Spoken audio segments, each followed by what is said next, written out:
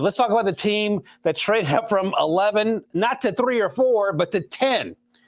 The Vikings had 10. They had pick number 23, which they traded back into the first round a few weeks ago with the Houston Texans. And we were all convinced, I would imagine you were too, that they were going to have to get off those two first to get up to the top 5 for J.J. McCarthy. Yeah, no, and I think as they saw it unfold, and none of the quarterbacks, they went 1, 2, 3. And then the Giants did not take a quarterback. They went with Malik Neighbors.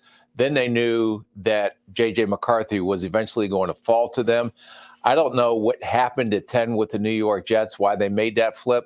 I imagine maybe the Las Vegas Raiders or even the Denver Broncos were trying to maybe jump the Minnesota Vikings, especially after Michael Penix Jr. went at 8. So J.J. McCarthy was maybe the last true first rounder left.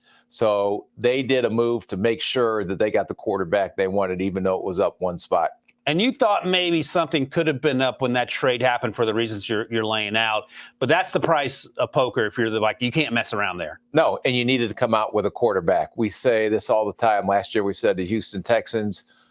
This year, Minnesota Vikings were in that boat, and that's why they probably made that move earlier in the month or way back in March or whenever they made that trade with the Houston Texans to make sure they were going to land a quarterback and had enough ammunition to do that if they needed to.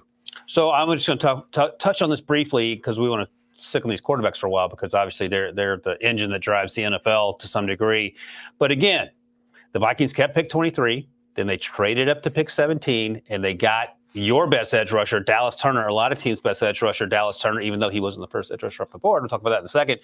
But this feels like, just preliminarily, if we're giving grades, J.J. McCarthy, trade at one spot, trade up a few more spots for Dallas Turner, and you come out of the first round with that, and you have your 2025 first rounder. This is as close to an A+ you can get. Yeah, no, and I thought it was an A draft for the Minnesota Vikings to go and get Dallas Turner, especially when they lose DJ Wanham, especially when they lose Danielle Hunter. Yep. I know they signed Grenard from Houston, Van Ginkel from Miami, but now to add a premier pass rusher like a Dallas Turner, they have to get pressure on the quarterback in order for Brian Flores' defense to thrive, and I think they were able to accomplish that by getting Dallas Turner.